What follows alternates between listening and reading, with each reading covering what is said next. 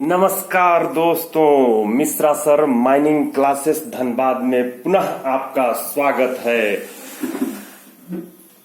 पिछले क्लास में मैंने रॉक मास रेटिंग जो कि माइनिंग सरदार से लेकर फर्स्ट क्लास मैनेजर तक के डीजीएमएस के एग्जाम में पूछे जाने वाला एक टॉपिक था, उसका जिक्र किया था, उस पर स्टडी किए थे। आज मैं फर्स्ट क्लास मैनेजर कोल अनरिस्ट्रिक्टेड लेजिस्लेशन जो 2021 के एग्जाम में पूछी गई थी, उस क्वेश्चन पर चर्चा करते हुए आगे बढ़ता हूं।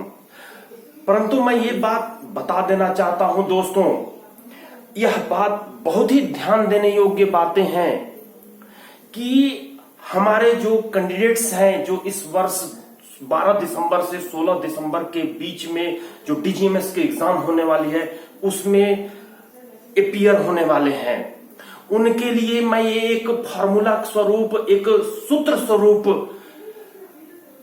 ट्रिक प्रदान कर रहा हूं। उसको ध्यान से सुनिए और अमल कीजिए। मैं एक चैलेंज कर रहा हूं, ये दावा कर रहा हूं कि आप अपने एग्जाम में जरूर सक्सेस होइएगा। वो ट्रिक, वो मेरी फॉर्मूला ध्यान से सुनिएगा दोस्तों।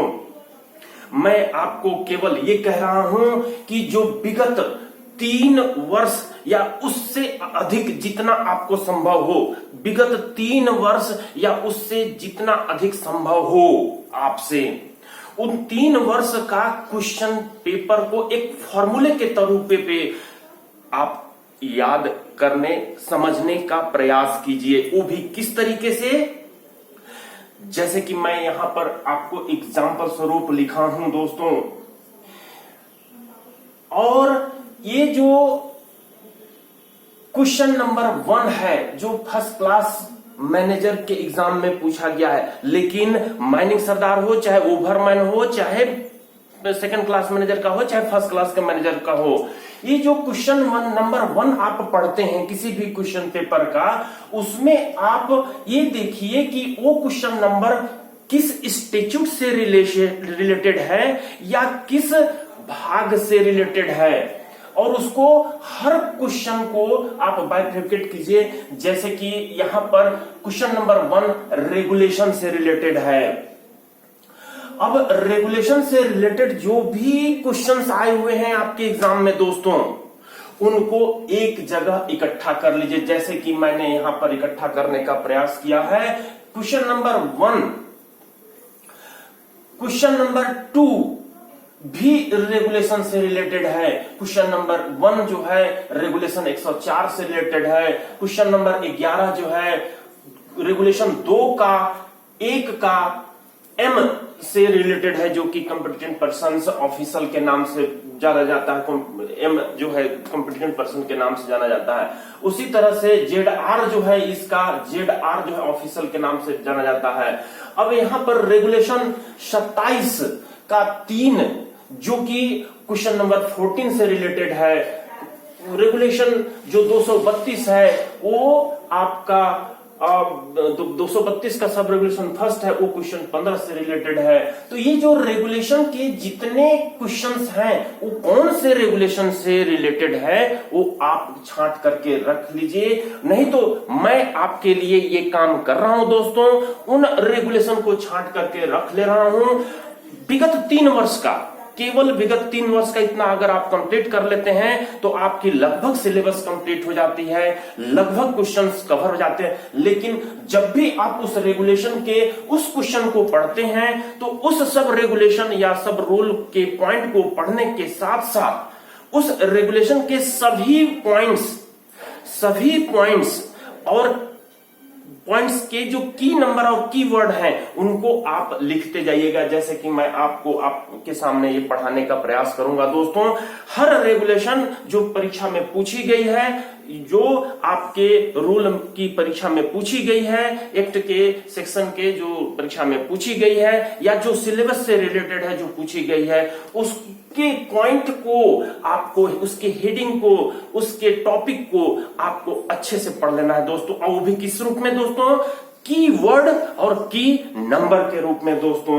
इस तरह से अगर आप केवल 3 साल का क्वेश्चन करते हैं तो मैं आपको ये देखिएगा, आपको खुद विश्वास होगी कि लगभग 90% सिलेबस, 95% सिलेबस आपकी कंप्लीट हो जाएगी और कोई भी क्वेश्चन जो इस बार पूछी जाने वाली है उससे जरूर एकदम 90% क्वेश्चन जो है फंसने वाली है दोस्तों।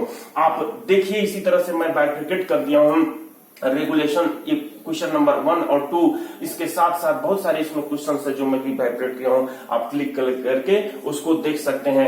ये एरो मार्क के बाद क्वेश्चन नंबर है और उसके पहले रेगुलेशन है। यहां पर देखिएगा माइंस एक्ट जो सेक्शन 22 है उसका 2 से पूछा हुआ है क्वेश्चन नंबर 3। उसी तरह से 57 का जो सेक्शन है वो क्वेश्चन नंबर 7 पूछा हुआ है, क्वेश्चन नंबर 5 पूछा हुआ है, क्वेश्चन नंबर आपका 5 पूछा हुआ है, क्वेश्चन नंबर 17 पूछा हुआ है, क्वेश्चन नंबर 19 पूछा हुआ है जिसके सेक्शन सामने में लिखे हुए हैं। इसी तरह से माइन हजार्ड से क्वेश्चन नंबर 4 पूछा हुआ है, वाइब्रेशन है। जो माइंस रेस्क्यू रूल है 1985 उससे जो रूल नंबर 27 है उससे पूछा हुआ है क्वेश्चन नंबर 6 और क्वेश्चन नंबर 13 रूल 20 से पूछा हुआ है। यहां पर देखिएगा क्वेश्चन नंबर 9 जो है BG4 जो कि सेल्फ कंटेंट ब्रीदिंग apparatus है दोस्तों, उससे पूछा हुआ है क्वेश्चन नंबर 9। क्वेश्चन नंबर 10 जो है CER 2010 जो जिसके सब रेगुलेशन, जिसके रेगुलेशन 2 का सब रेगुलेशन 1 का जो है पूछा हुआ है दोस्तों, जो कि कॉन्सेंट्रिक केबल से रिलेटेड है दोस्तों।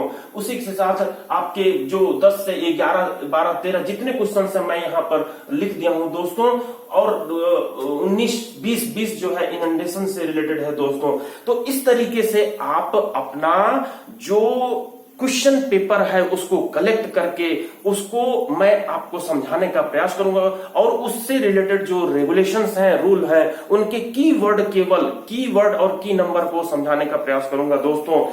और आप देखिएगा, एक मॉक रिहर्सल सीबीटी टेस्ट द्वारा या 2 मॉक रिहर्सल देने के बाद आपको अपने अंदर की कमी को निकालते हुए, दूर करते हुए आप अपना देखिएगा मार्क्स मॉक रिहर्सल में ही बहुत अच्छे मार्क्स आने लगेंगे दोस्तों। तो कम से कम 2-3 मॉक रिहर्सल भी आपको करना जरूरी है जब आप एक 3 साल का कम से कम क्वेश्चन पेपर प्रिपेयर कर लेते हैं। किस मैनर में दोस्तों? जैसा मैं बताया कि हर क्वेश्चन को एक सूत्र के रूप में आप इस्तेमाल कीजिए और उस क्वेश्चन से रिलेटेड जो रेगुलेशन है उस रेगुलेशन का या उस स्टैट्यूट का आप की नंबर और कीवर्ड को ध्यान में रखते हुए, जो मैं आपको इसी सिलसिले में पढ़ाते हुए आगे बढ़ूंगा, उस कीवर्ड और की नंबर का, जैसे मैं पिछले क्लासेस में भी पढ़ाया था, कीवर्ड और की नंबर को नोट करते हुए आप इस वीडियो को देखिए और उसको समझिए और शेयर कीजिए दोस्तों, लाइक कीजिए और कमेंट्स बॉक्स में कमेंट्स जरूर दीजिए कि आपको कौन सी पॉइंट समझ में नहीं आ रही है या क्या आपको उससे रिलेटेड समझना है, वो कमेंट करके भेजिए दोस्तों।